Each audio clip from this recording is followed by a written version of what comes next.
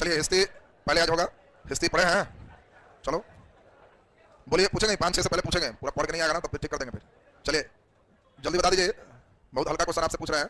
गजनवी का अंतिम आक्रमण किसके विरुद्ध था? जाट के। सब मिलकर नहीं बोलो, जिससे पूछा जाए उसी को बोलना। जाटों के विरुद्ध था। जिस समय गजनवी सोमनाथ पर अटैक किया वहां का राजा कौन था? फिर सब बोल रहा है, बाकी लोग नहीं बोलो, मुंह बंद करके अपना शांति। सोमनाथ मंदिर पर जब अटैक हुआ तो वहां का राजा कौन था? भीम प्रथम। किस वंश का था? चालुक्य वंश का। बैठिए, तुम ध्यान दे लेते कनवा के कुछ छन के आ जाए इधर। बैठिए, बाकी लोग बीच में नहीं बोलना। चलो तुम बताओ, गजनवी किसका बेटा था? किसका?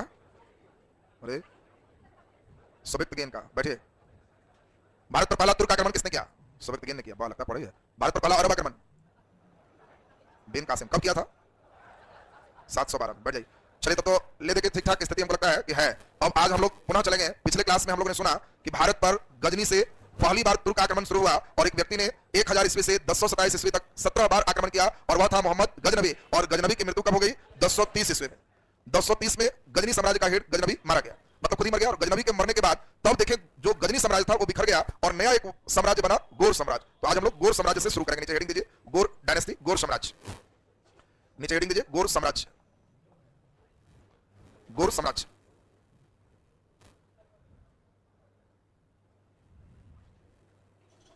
गोर साम्राज्य। चलिए बोर्ड पर आप सब लोग पहले सुनो, ध्यान से समझोगे तो धीरे धीरे आपका ये बेस एकदम क्लियर होते जाएगा। सुनिए ठीक से। भारत से काफी दूर गजनी साम्राज्य था और गजनी साम्राज्य 1030 ईस्वी में इसका पतन होना प्रारंभ हो गया। अब यहां पे हम लोग देखें लगभग 50 सालों में गजनी पूरा समाप्त हो गया। उसके बगल में एक व्यक्ति थे जिनका नाम था गयासुद्दीन मोहम्मद। और गयासुद्दीन मोहम्मद जो व्यक्ति आप देख रहे हो, इन्होंने ही मेन गोर साम्राज्य को स्थापित किया। ये धीरे धीरे गजनी के पूरे साम्राज्य पर कब्जा कर लिए और ये भी एक मजबूत शासक हो। इन्होंने क्या किया? अपना भाई प्रेम, जनरली ऐसा आदमी कम मिलता है। अब गयासुद्दीन तुगलक जब क्षेत्र बड़ा हुआ तो अपने छोटे भाई को गजनी का हेड बना दिया और कहा कि तुम अगर चाहो तो गजनी से भारत तरफ भी आक्रमण करके संपत्ति ला सकते हो। गयासुद्दीन मोहम्मद के नेतृत्व में गजनी का हेड एक नया व्यक्ति बन रहा है और उसी का नाम आप जो देखते हो वो है मोइनुद्दीन मोहम्मद गोरी। मोइनुद्दीन बचपन का नाम था सिहाबुद्दीन और इसी का तीसरा नाम है मोहम्मद बिन साम। बात समझोगे? तीनों नाम तुमको क्लियर होना चाहिए क्योंकि कई बार इसके जो सिक्के हैं वो सिक्के पर इसी का नाम मोहम्मद बिन साम।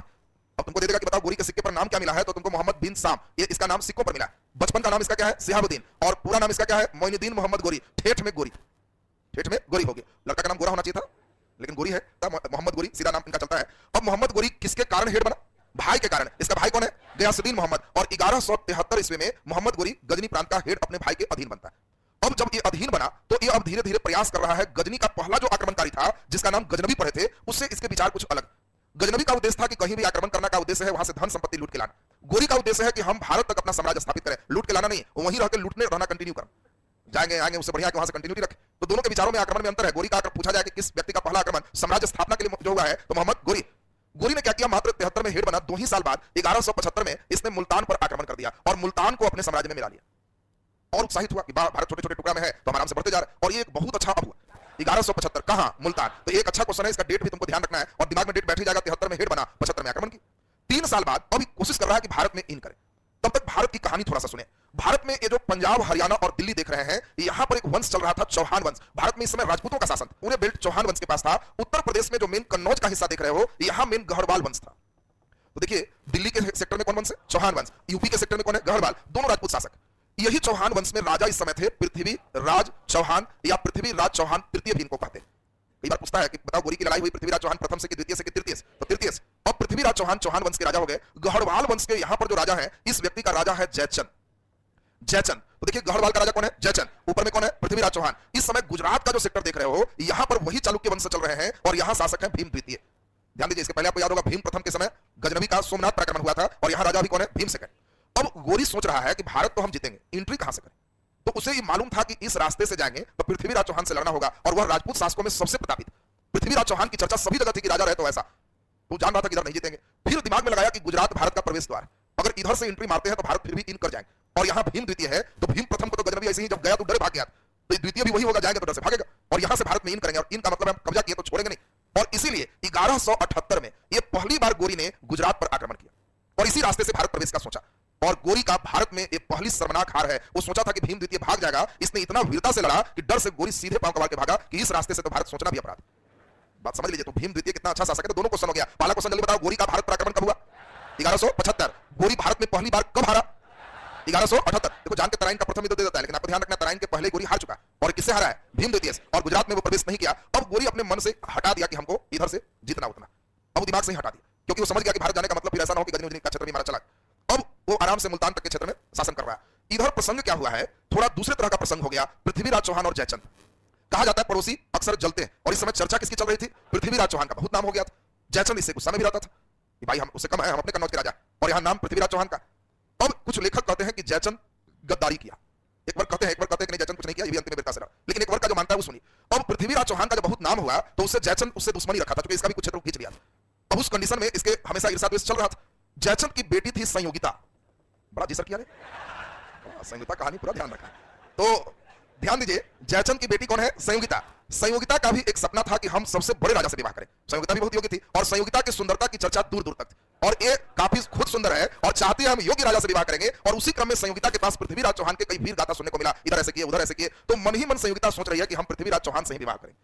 अब यहां पर सोचिए कि ये दोनों तो कट्टर दुश्मन, आप बेटी तैयार है पृथ्वीराज चौहान से ही विवाह करेंगे, और इसके लिए जैसे ही वो चर्चा की तो तुरंत जयचंद कहा कि हम समझ गए, इससे बढ़िया की देर हो जाए, तुम्हारी शादी तुरंत दूसरे जगह करवा देना हो।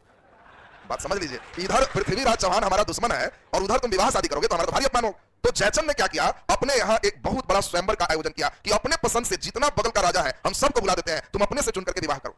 और ये बात धीरे धीरे, इस बात फैलता भी बहुत हाई स्पीड में, ये बात फैलते फैलते पृथ्वीराज चौहान तक भी पहुंचा कि उसकी बेटी आप ही से शादी करने के लिए अड़ गई थी, और इसी कारण से स्वयंवर आयोजित किया गया है। और इस स्वयंवर में अगल बगल के सब राजा का निमंत्रण है, पृथ्वीराज चौहान को छोड़ाकर, कि जिसको चुनना है उससे नहीं। और जयचंद पृथ्वीराज चौहान को अपमानित करने के लिए उसी का मूर्ति मंगवाता है पत्थर का, और गेटकीपर के रूप में आगे लगवाता है कि जिसको तुम समझ रहे कि उससे शादी करेंगे वो मेरा गेटकीपर है, चपरासी है, और गेटकीपर के रूप में उसकी मूर्ति गेट पर है कि जो आ रहा है गेटकीपर में मूर्ति है किनकी? पृथ्वीराज चौहान की, और अंदर पूरे राजा बैठे हुए हैं। संयोगिता को एक माला दे दिया गया, और संयोगिता के इस तरह के स्वयंवर की चर्चा पृथ्वीराज चौहान के कानों में भी गया, और वो जाना कि हमें नहीं बुलाया गया, बाकी सबको बुलाया गया, उसको भी बड़ा अपमान लगा। लेकिन वो भी ये जाना कि मेरे कारण ही बुलाया गया है और हमसे संयोगिता विवाह करना चाहती है, और वो भी बहुत सुंदर है, तो ये भी भेष बदल के यहाँ पे पहुंच रहा। बात समझिए, ये भी पहुंच रहा है पृथ्वीराज चौहान। इधर स्वयंवर की तैयारी चल रही है, और स्वयंवर में संयोगिता को कहा गया कि तब पूरे दरबार में जो राजा है उसको माला पहनाई। पूरे दरबार में सब राजा बैठे हुए हैं, संयोगिता माला लेके जा रही है कि किसे पहनाए, और वो बाहर निकल के पृथ्वीराज की मूर्ति को पहना देती कि पृथ्वीराज चौहान से ही शादी होगा। बताओ, पिता कह रहा है गेटकीपर रहो, अब बेटी उसी को मूर्ति माला पहना रही है। अब तो पूरा विद्रोह हंगामा का सीन, और इस विद्रोह हंगामा का जो है लगभग यहाँ पहुंचा हुआ दिल्ली से कन्नौज के पास है। इसको ये न्यूज जब मालूम चला कि मूर्ति को माला पहना दी, सब राजा को रिजेक्ट कर दी, तो पृथ्वीराज चौहान जबरन घोड़ा पर बैठा के लेके भाग जाते हैं। बात समझ लीजिए, तो हिंदी सिनेमा से ज्यादा ऊपर का सिस्टम होगी।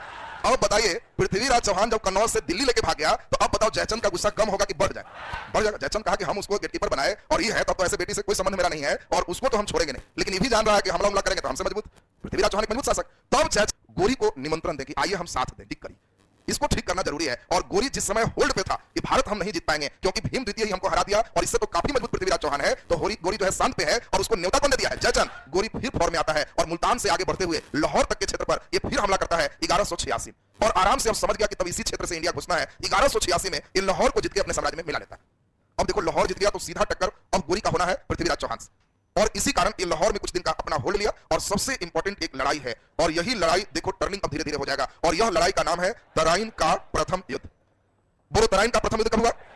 1191 ईस्वी में। यही देखो 5 साल लाहौर में रहने के बाद जब इसे लगा कि हमको पूरा जयचंद भी साथ देगा, और तब गोरी 1191 में हमला कर दिया पृथ्वीराज चौहान पर। हमला हुआ तो जयचंद बहुत सपोर्ट नहीं किया, देखा को जीत ही जाएगा, शांत रहते हैं, बुला दिया, मेरा ड्यूटी हो। और जैसे ही लड़ाई शुरू हुई, पृथ्वीराज चौहान बहुत योग्य शासक, और इसी कारण से मोहम्मद गोरी बुरी तरफ हार गए। और हारने के बाद देखो, ये लोग जो मुस्लिम शासक थे, ये लोग हारते थे तो पैर धर लेते थे, गलती हो गया, अब नहीं, हम नहीं जानते, पैसे हैं, एकदम गलती हो गया। और राजपूत शासक उसमें अपना शान दिखाते थे, जब पैर धर लिया तो निहत्थे पर तलवार नहीं चलाते, उठो जाओ एक बार माफ करते हैं। ये लोग ऐसे रहते थे। और इधर वाले जो शासक थे, उछल कपट कोई भी थी, गिर जाओ चाहे जो हो जाओ, मार ही देना। इधर जो राजपूत शासक थे, हार गए तो आत्महत्या कर लेते थे, जनता को क्या मुंह दिखाएंगे। ये लोग हार जाते थे तो भाग जाते थे कि क्यों हारे, वहां सीखेंगे और फिर अगला साल जाएंगे। दोनों में देखो अंतर है। उधर वाले हारने के बाद एक ही लाइन रखते थे कि हार होता ही नहीं है, हम या तो जीतते हैं नहीं तो सीखते हैं, हारते कभी नहीं, या तो जीत जाते हैं और नहीं तो सीख जाते हैं कि क्या कमी रहा, सीख करके फिर जाते हैं। और सोचो 1191 में जो व्यक्ति तराइन के प्रथम युद्ध में पृथ्वीराज चौहान से बुरी तरह हार गया, सबसे ज्यादा दुख में जयचंद है, हार गया। अब जयचंद कह रहा है कि प्लान बताते हैं, उसको डायरेक्ट ललकार के लड़िएगा तो नहीं जीतिएगा, वो सोया रहता है, कहा सब हमको सब मालूम है, और अचानक सोए हुए में हमला कीजिएगा तो पकड़ा जाएगा। अब फुल प्रूफ एक प्लानिंग हो गया, और यही जब प्लानिंग हो गया तो गोरी फिर फॉर्म में, और अगले ही साल 1192 में फिर तराइन का द्वितीय युद्ध लड़ रहा है, सेना वगैरह सब लड़ रहे हैं, और रात के समय जयचंद इसके साथ मिलकर धोखे से सोए हुए अवस्था में ही पृथ्वीराज चौहान को धर लेता है। और इसी कारण से तराइन के द्वितीय युद्ध भारत के इतिहास में एक टर्निंग है। मोहम्मद गोरी जो भारत में राज स्थापित करना चाह रहा था, ये सोचा भी नहीं था जयचंद तो उसको गजनबी जैसा समझ रहा था, ये आएगा मारेगा, इसका खजाना लूटेगा, जाएगा, अच्छा हो जाएगा। जबकि गोरी सोच रहा था कि मौका मिल जाए तो बस धर लेना। और इसी कारण से गोरी को पहला मौका मिला तराइन के द्वितीय युद्ध में 1192 में पृथ्वीराज चौहान को बंदी बना ली। चंद्रवरदाई एक अच्छा क्वेश्चन आएगा। इन्होंने एक पुस्तक लिखी पृथ्वी राज रासो, आपसे क्वेश्चन आएगा पृथ्वी राज रासो पुस्तक कौन लिखा? चंद्रवरदाई। और चंद्रवरदाई जो देख रहे हो ये विद्वान है, और पहले विद्वानों को मारा नहीं जाता था, ले जाया जाता था कि चलो मेरे साथ रहना। और इसी तरह से पृथ्वीराज चौहान और चंद्रवरदाई ये दोनों को पकड़ के गोरी ईरान लेके चला गया। उसके पहले यहाँ लगभग कुछ ही समय के बाद गयासुद्दीन मोहम्मद उसका बड़ा भाई भी मर गया, और पूरे साम्राज्य का राजा, इतने बड़े क्षेत्र का राजा बन गया है मोहम्मद गोरी। एक व्यक्ति क्या ईरान से लेकर भारत तक कंट्रोल करेगा? नहीं, वो भी तब जब उसका कोई अपना बेटा नहीं। तो उसे अपने गुलामों पर विश्वास था। उस समय आदमी बिकते थे, और कई व्यक्ति को गुलाम में खरीदा था और कहता था कि हम खुश हैं कि हमारे 500 बेटा है, जितना गुलाम है सब मेरा ही बेटा। और गुलाम को बेटा जैसा मानता था, तो गुलाम भी जान बनाने के लिए तैयार होते थे, और इसी कारण से विजित होते चला गया। और यही गोरी जीते हुए क्षेत्र में गुलामों को हेड बनाते चला गया, और उसी में भारत का जो क्षेत्र हुआ जीता, इसमें अपने प्रमुख गुलाम कुतुबुद्दीन ऐबक को हेड बनाया। ये मुल्तान का जो क्षेत्र देख रहे हो, यहाँ अपने गुलाम कुबाचा को हेड बनाया। और ये जो गजनी गौर देख रहे हो, वो अपने साथ सबसे भयंकर एक लड़ाका, उसका नाम था यल्दौज, इसको अपने साथ यहाँ रखता। 3 प्रधान सेनापति है उसका, एक का नाम क्या है? यल्दौज, दूसरा कौन है? कुबाचा, और तीसरा है कुतुबुद्दीन ऐबक। अब कुतुबुद्दीन ऐबक यहाँ आ गए। अब कब्जा जब कर लिया, तो सबसे दुख में अब जयचंद, कि सोचे थे कि लूटपाट के चला जाएगा, ये तो फिर आगे। तो जयचंद फॉर्म में है कि जो हो, अब इसको यहां से हटाना होगा, कि भारत में आके बुला के ठीक नहीं की। तो जयचंद जब इधर उधर करने लगा, तो कुछ ही साल बाद 1194 में ही जयचंद को हटाने के लिए फिर एक लड़ाई हो गई, और उस लड़ाई का नाम है चंदावर का युद्ध। लड़ाई कौन है? चंदावर का युद्ध। अब गोरी वही कह रहा है जयचंद से कि जब तुम अपने वतन का नहीं है तो मेरा क्या होगा? गोरी अभी बता, सोचो, कह रहा है जयचंद की हम ही ना बुलाए थे, हमसे लड़िएगा। तो गोरी कह रहा है कि जब तुम अपने देश का नहीं तो मेरा तुम का हो, इसलिए तुम्हारे जैसा लोग मर ही जाए तो ठीक। बात समझ लीजिए। देखिए, जो राष्ट्र का नहीं हो किसी का नहीं। अब सोचो कि बहुत अच्छा भाई अब है रावण का विभीषण। विभीषण बहुत पुजारी है, लेकिन रावण को मरवाने वाला वही था, लंका जितवाने वाला यही था, यही क्लू बताया था। और चूंकि देशद्रोही कह सकते हो, लंका को राम को जितवाया, ठीक है, हम लोग के पक्ष में इंडिया जीता, लेकिन लंका के पक्ष के लिए तो देशद्रोही। इसी कारण आज कहीं भी विभीषण नाम कोई नहीं रखता। बात समझ लो, विभीषण नाम राष्ट्रद्रोह का प्रतीक, इधर जयचंद राष्ट्रद्रोह के प्रतीक। और इसीलिए चंदावर के युद्ध में जयचंद भी मारा गया। तो जयचंद कब मारा गया? तो आपको ध्यान रखना है 94 में। किस लड़ाई में? चंदावर के युद्ध में। अब यहाँ पे कंडीशन थोड़ा सा और सुनना है, फिर हम लोग एक स्टेप चलेंगे। अब ध्यान दीजिए, गोरी के पास कैसे कैसे लोग थे, इतने से समझो। अब ये सब तो इसका वीआईपी का नाम सुना है, कुबाचा, यल्दौज, हाई पावर का। इसका एकदम छोटा सिपाहियों का हेड, उसका नाम था बख्तियार खिलजी। वो राजा नहीं, वो खाली कुछ सिपाहियों का हेड। तो वो गोरी का केवल सैनिक सिपाह सलार है, कुछ सेना का हेड। जब कुतुबुद्दीन ऐबक यहाँ हेड बना, तो बख्तियार खिलजी कहा कि जी कुछ सेना लेके आगे भी देखे क्या होगा, तो आप ही हेड रहिएगा, कुछ मिलते रहे। गोरी भी कहा कि ट्राई करो। ऐसा माहौल बन गया गोरी का कि पृथ्वीराज चौहान हार गए, इतना बड़ा राजा हार गए, जयचंद हार गए, तो बाकी राजा तो खाली नामे से डर रहा है। अब बख्तियार खिलजी कुछ ही सेना लेके चला है, और सब हल्ला कर रहा है कि गोरी पूरा फोर्स पीछे रखे हुए है, आगे इसको भेज रहा है, जो लड़ेगा चारों तरफ से घेर के मार देगा उसको। डर से सोचो, ये बख्तियार खिलजी हमला किया है। बिहार जीतने वाला पहला मुस्लिम बख्तियार खिलजी, कोई राजा नहीं है, गोरी का सिपाही। राजा भी रहता तो एक बात। बंगाल में हमला किया, आगे पढ़ोगे सेन वंश, लक्ष्मण सेन, सुना कि हमला हो गया, बहुत सेना है, डर से भाग गया। सोचिए, बख्तियार खिलजी जब बिहार में हमला किया, देखा कि सब भाग गया है, तो बख्तियार खिलजी नालंदा विश्वविद्यालय को पूरा जला दिया, तहस नहस उड़ा दिया। दुर्भाग्य की बात है कि जो बिहार को पूरा बर्बाद किया बख्तियार खिलजी, नालंदा विश्वविद्यालय को जला दिया, विक्रमशिला विश्वविद्यालय को खत्म किया, उदंतपुरी बिहार को तोड़ दिया। उसके नाम पर बिहार में अभी एक जिला बख्तियारपुर। बख्तियार खिलजी से नाम क्या है? बख्तियारपुर। वो मेन बेल्ट उसका रहा जहां वो मेन काम किया। तो उसका तो पूरी बात पढ़ोगे कि सर आखिर क्यों जला दिया, सब तो कहानी आएगी। अभी कहानी का दूसरा एक प्रसंग शॉर्ट में समझेंगे। अब प्रसंग क्या है, बड़ा इंटरेस्टेड प्रसंग है। अब यहां से 1192 में ही ले गया है पृथ्वीराज चौहान को गोरी, और वहां से ही पाकिस्तान के एक क्षेत्र में इसको रखा है, झेलम क्षेत्र, झेलम नदी का नाम सुनी, उसी क्षेत्र में रखा है। और इसकी इच्छा हो रही है 1206 में। 1206 में इसकी इच्छा हो गई कि बहुत साल हो गया, 14 साल, तब तक तो हमारा इतना बड़ा साम्राज्य है, पृथ्वीराज चौहान को अब मार देते हैं। उसके पहले क्या किया था, पकड़ के लाके पृथ्वीराज चौहान का हाथ पर बांधे हुए थे। पृथ्वीराज चौहान उसके बाद भी नहीं डरता था।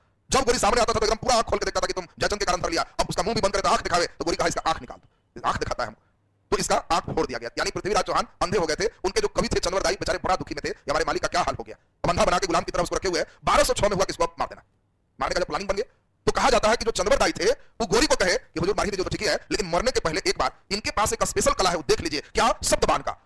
ये कला के बारे में गोरी सुना ही नहीं था, ये इंडियन कल्चर था। इंडिया में दशरथ के पास ही, राजा दशरथ के पास ही गुण था शब्दबान का, शब्द भेदी बाण। मैंने आवाज सुन के बिना देखे तीर चला दिया, वहां लक्ष्य पे लग गया।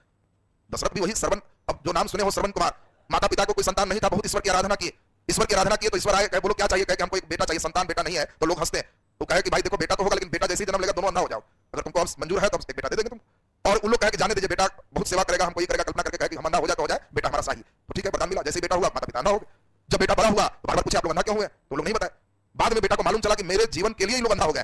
तो बेटा कहा कि तब हमारे आंख से आप पूरा दुनिया देखिए। एक बग्गी बनाया, एक माता एक पिता ले लिया, कहा कि अब हम दिखाएंगे कहा क्या है, हमारे कारण अंधा हुआ कि बेटा रहे तो हम फर्ज निभाए, लेकिन श्रवण चल दिया। अब वो श्रवण माता पिता को लेकर जब जंगल गया, तो माता पिता बीच में कहे कि हमको पानी चाहिए, रख दिया टोकरी, और पानी के लिए थोड़ा आगे बढ़ गए। अब पानी जो वहां नदी से चल रही थी, उसने एक बर्तन में जब पानी को निकालना चाहा, तो उससे जो आवाज आ रही थी, लग रहा था कि कोई जंगली जानवर वहां पे है, उसकी आवाज। और दशरथ के पास एक गुण था शब्द भेदी बाण, वो शब्द को खाली सुन करके तीर चलाते थे, लग जाता था। तो उसकी आवाज से उनको लगा कि वहां कोई जानवर है, और बिना देखे तीर चलाए और श्रवण को लग गया। जब वो दौड़ के गए कि अब कोई जानवर मारे होंगे, तो देखे वहां एक लड़का है, वो सोचे जंगल में कहां कौन है, और जब उसको बाण लग गया तो बाण में अब वहां वो श्रवण कुमार मर रहे हैं। वो कहे कि अब तो हम मर ही जाएंगे, लेकिन माता पिता बहुत प्यासे हैं, उनको पानी ले जाके दे दीजिए। तो दशरथ बेचारा श्रवण मर गया, लेकिन पानी ले जाकर के देखा कि हाँ भाई दे। अब जैसे ही माता पिता को पानी दे रहा है, तो लोग बार बार बोल रहा है कि श्रवण बोलो, बेचारे बोल नहीं रहे। कहा गया हमारा बेटा। अंतिम में दशरथ कहे कि भाई बहुत बड़ी गलती हो गई, आपका बेटा हमारे तीर से मारा गया, गलत फहमी। तो माता पिता सुनते ही प्राण निकल रहा, क्योंकि उनके लिए उनसे बेटा से बड़ा कोई नहीं था। तो माता पिता भी मर रहे हैं इस गम में, तो दशरथ को कह रहे हैं कि तुम बहुत गलती किया, हम बेटा के वियोग में मर रहे हैं, तुमको भी श्राप देते हैं, एक दिन बेटा तुमसे भी दूर जाएगा और तुम भी पुत्र वियोग में ही मरोगे। बात समझिए। तो राम का जो वनवास का प्रसंग था उसके पहले इधर का सीन। अब जो तुम देख रहे हो तो तुमको कहानी सिर्फ इसलिए जोड़े कि शब्द बाण की टेक्नोलॉजी समझो। इंडिया की प्राचीनतम टेक्नोलॉजी थी आवाज सुन के तीर चलान, और वही काम यहाँ पे कहा जाता है। पृथ्वीराज चौहान भी जानते थे, गोरी नाम भी नहीं सुना था, कल्पना भी नहीं कर सकता। और जब चंद्रवर राय बताया कि सर मार रहे हैं ठीक है तो अंधा है, फिर भी तीर धनुष कीजिए और कोई चिड़िया का आवाज करवाइए, मार देंगे। गोरी कहा कि हो ही नहीं सकता, अंधा है और चिड़िया आवाज करेगा मार देगा। कहा कि एकदम शब्द भेदी बाण चलाते हैं, कहा कि तीर धनुष। तो पूरे दरबार में भीड़ बना हुआ है, शब्द भेदी बाण चलाना है, पृथ्वीराज चौहान को अंधे हैं और इनको तीर धनुष दे दिया गया है कि चलाइए। चिड़िया आवाज कर रही है, दरबार में सबसे ज्यादा हंस रहा है गोरी, ये अंधा आदमी तीर चलाएगा और गोरी खूब हंस रहा है। और चंद्रवर दाई अपना लोकल लैंग्वेज शुरू किया। लोकल लैंग्वेज समझ रहे हो ना, ऐसा क्षेत्रीय भाषा, अभी ईरानी भाषा समझता था, इन लोग का जो आपस में बात था वो क्षेत्रीय भाषा दोनों समझते थे। चंद्रवर दाई देखा कि मौका ठीक है, तो चंद्रवर दाई ने एक श्लोक बोला, 8 अंगुल 24 बास, अंगुल अस्त प्रधान, ताऊ पर सुल्तान है, मत चुको चौहान। बात समझिए।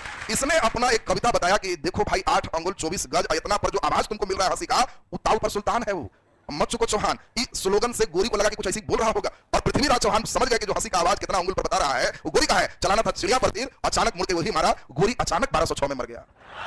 बात समझिए। जो गोरी इतना किया हुआ था, वो अंधा राजा से लेकिन वहां मर गया, और कहा जाता है कि इससे दरबार के लोग पीट पीट के पृथ्वीराज चौहान को वहां मार दिए, क्योंकि उसके गुलाम देखे कि जा ही क्या हो गया। और अचानक ही मरने से जो गुलाम था वही राजा बन गया। इस क्षेत्र का राजा गजनी में यल्दौज, मुल्तान में कुबाचा और भारत में कुतुबुद्दीन ऐबक, और यहीं से गुलाम डायनेस्टी शुरू हो जाए।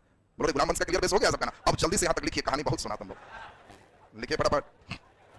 गोर साम्राज्य हेडिंग दे दिया सबको। देखो एक और गोरी पर बहुत अच्छा क्वेश्चन है। गोरी ने भारत में जो सिक्का चलाया उससे भी बहुत अच्छा क्वेश्चन बनता है। गोरी ने भारत पर जो सिक्का चलाया उसमें उसका नाम क्या है? मोहम्मद बिन साम। और गोरी एकमात्र ऐसा मुस्लिम राजा है जिसने भारत में जो सिक्का चलाया उसमें लक्ष्मी हिंदू देवी का चित्र है। ये भी बहुत इंपॉर्टेंट तुम्हारे लिए क्वेश्चन है, किस मुस्लिम राजा ने भारत में जो सिक्का चलाया उसमें हिंदू देवी लक्ष्मी का चित्र है? तो गोरी। ये नहीं है कि हिंदू देवी लक्ष्मी से वो प्रसन्न था, मजबूरी था। वो कब्जा जिस समय किया तो उस समय पुराने सिक्कों को ही कंटिन्यू कर दिया, उसमें पहले से लक्ष्मी जी थे, खाली मोहर मारा कि बिन साम तत्कालिक यही चलाओ, फिर जब हम स्टेबल हो जाएंगे तो अपना टकसाल स्थापित करेंगे, तब तक बेचारा मर गया। बोलो बात क्लियर है ना सबका? तो ये चीज तुमको मेन ध्यान रखना है। तो चलिए जल्दी से फटाफट अब इसमें हम लोग नोट करेंगे। देखो धीरे धीरे बड़ा इंटरेस्टेड मोड चलते चला जाएगा, क्योंकि हिस्ट्री तो एक कहानी, उसको जैसे धीरे धीरे करते जाएगा अपनी कहानी को एंजॉय किया, उतने में इतिहास ठीक हो जाएगा। जो एक सबसे बड़ा दिक्कत है, डेट याद नहीं रहता है सर, डेट आता ही नहीं, बाकी चीज याद रहेगा ना, वही क्वेश्चन रहेगा। खाली पहला कब किया 75 वाला खाली याद रखना बस, बाकी आपको डेट का नहीं काम है। तराइन 11 91 92 याद है तो बहुत अच्छी बात। तो चलिए नीचे गोर साम्राज्य, नीचे डैश लिखिए, गजनी साम्राज्य के पतन के बाद, गजनी साम्राज्य के पतन के बाद गयासुद्दीन मोहम्मद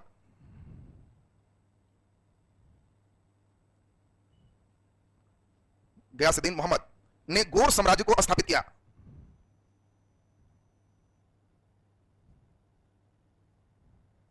गोर साम्राज्य को स्थापित किया। नीचे डैश देखिए, गयासुद्दीन मोहम्मद ने अपने छोटे भाई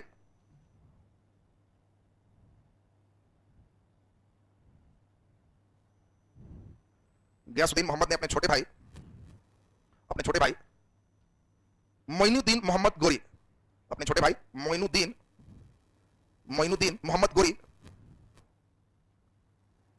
गोरी को अपने अधीन गजनी प्रांत का शासक बनाया। ब्रैकेट में लिख दो 1173। गजनी प्रांत का शासक बनाया, ब्रैकेट में 1173। नीचे डबल स्टार लगा के लिख दीजिए, मोहम्मद गोरी का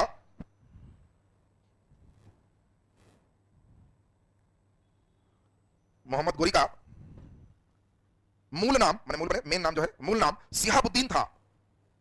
मोहम्मद गोरी का मूल नाम सिहाबुद्दीन था। सिक्कों पर, उसी में सिक्कों पर, इसलिए स्टार लगवाते हैं, इसमें स्टार लगा देना, सिक्का वाला नाम पूछता है। सिक्कों पर इसका नाम मोहम्मद बिन साम मिलता है। सिक्कों पर इसका नाम मोहम्मद बिन साम मिलता है। नीचे डबल स्टार लगा के लिखिए, बहुत इंपॉर्टेंट लाइन है। मोहम्मद गोरी ने भारत पर पहला आक्रमण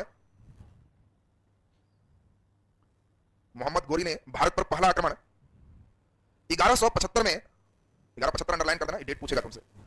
मोहम्मद गोरी ने भारत पर पहला आक्रमण 1175 में मुल्तान पर किया। 1175 में मुल्तान पर किया, मुल्तान भी अंडरलाइन कर देगा। पूछेंगे गोरी ने पहला आक्रमण किया गुजरात पर, मुल्तान पर, लाहौर पर, दिल्ली पर, आंसर क्या होगा? मुल्तान पर। ऐसे क्वेश्चन पूछेगा तुमको, इसलिए पहला वाला ध्यान रखना। मुल्तान पर किया और मुल्तान को अपने साम्राज्य में मिलाया।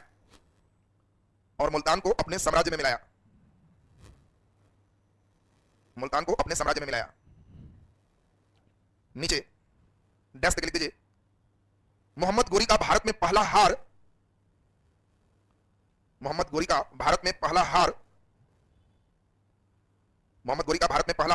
1178 में 1178 में भीम द्वितीय द्वारा गुजरात अभियान में हुआ। भीम द्वितीय द्वारा गुजरात अभियान में हुआ। नीचे डैश लिख दीजिए। 1186 में मोहम्मद गोरी ने लाहौर को विजय कर अपने साम्राज्य में मिलाया। लाहौर को विजय कर अपने साम्राज्य में मिलाया।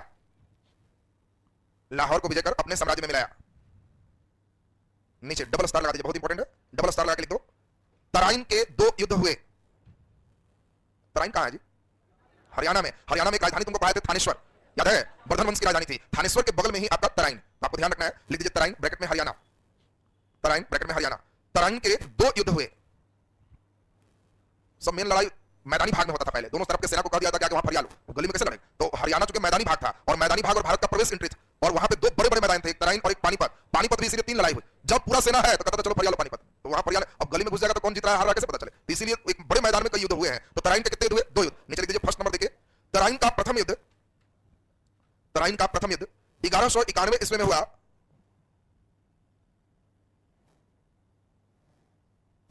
तराइन का प्रथम युद्ध 1191 ईस्वी में हुआ, जिसमें पृथ्वीराज चौहान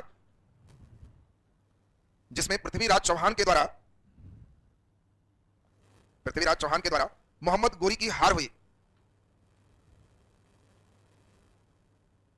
पृथ्वीराज चौहान के द्वारा मोहम्मद गोरी की हार हुई। सेकंड नंबर लिख दीजिए। तराइन का द्वितीय युद्ध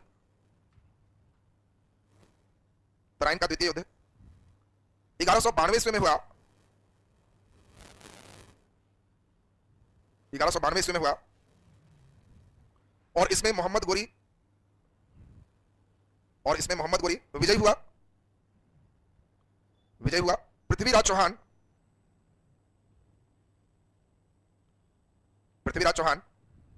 बंदी बना लिए गए।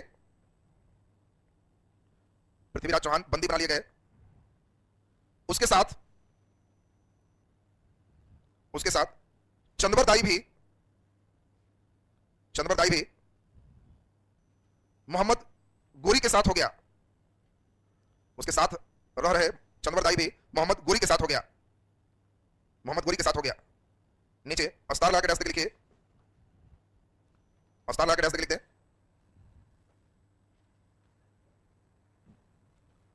पृथ्वीराज रासो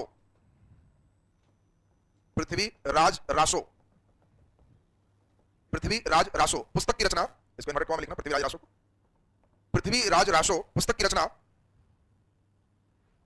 चंद्रबरदाई ने किया। पृथ्वीराज रासो पुस्तक की रचना चंद्रबरदाई ने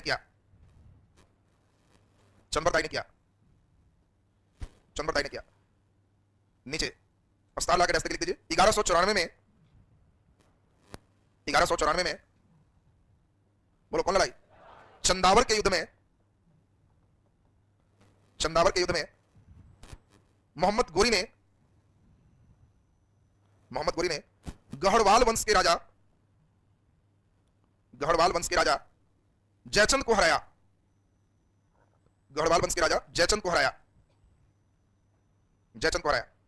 नीचे डैश लिख दीजिए। मोहम्मद गोरी के भारत में चलाए गए सिक्कों में हिंदू देवी लक्ष्मी के चित्र मिलते हैं।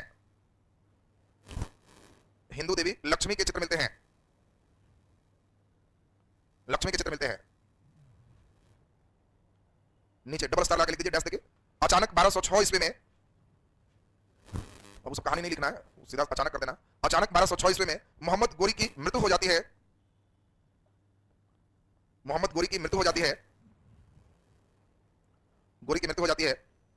और उसके मरने के बाद उसके साम्राज्य को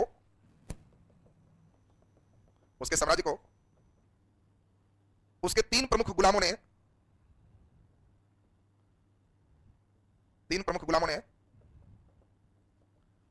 अधिकार कर लिया।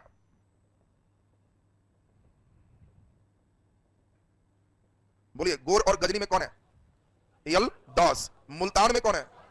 कुबादशाह। और लाहौर दिल्ली में कौन है?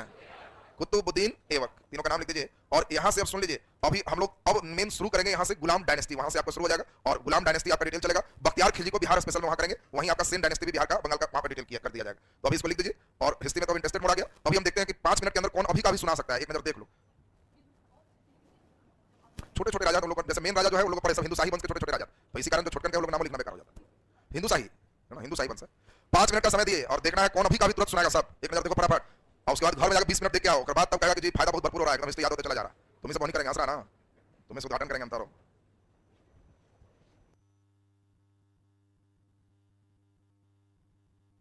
जल्दी जल्दी एक बार देखिए फटाफट, पीछे से आ रहे हैं जी, उधर से पूछाएगा। दिमाग में मेन बैठा हो 73, 75, 78, फिर 78 के बाद 86, 91 और 92, बस इतने तो डेट बैठाना, एक बार बैठा है बस क्लियर हो जाएगा।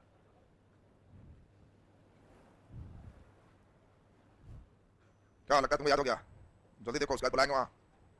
तुम लोग मेरे बहुत व्यस्त आदमी है, घर में टाइम कहाँ मिलता है, यहीं पर जो होना है जो हो जाएगा, है ना, इसलिए यहीं ठीक ठाक करो, अगला दिन फिर पूछाए।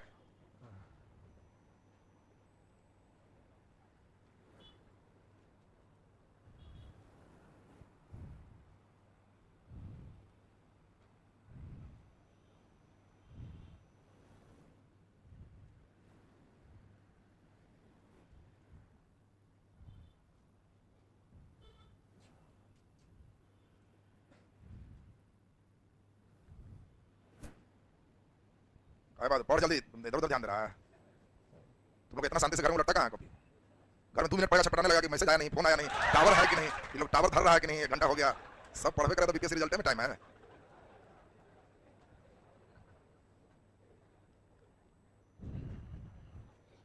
चलिए अब पूछ लिया जाए, देखें कुछ कुछ ठीक ठाक है कि नहीं। चलो तुम्हें से बोनी करते हैं, और बोनी सो रहता है, सब गायब हुआ याद, कोई नहीं बोला बीच में। बोलो गोरी ने भारत पर पहला आक्रमण कब किया, कहाँ किया? मुल्तान में, कब? 1175, बैठ जाओ। सिक्का पर गोरी का नाम मिला है मोहम्मद बिन साम, मोहम्मद बिन साम रहेगा तो समझ लेना कौन है, मोहम्मद गोरी है। चलो तुम बताओ, गजनबी की उपाधि? हाँ हाँ, यामीन उद्दौला, याद है ना। और किताबे यामनी कौन लिखा था? उत्तरी, वेरी गुड, तब तो बहुत सही है। चलिए खैर, तो जान के दिए कितना देर में, थोड़ा सा देख लेगा तो हल्का हल्का बैठ गया। घर में क्या करना, देखो जिसको रिजल्ट देना है उसको बौद्धिक जुगाली करना हो। रिजल्ट तुम देना, देखो 2 तरह की पाए, एक तो है कि खाली लिखित जाओ, इतना मोटा ग्रंथ लो और बस देख देख के परेशान होगे, बीपीएससी हमारा से ना होगा।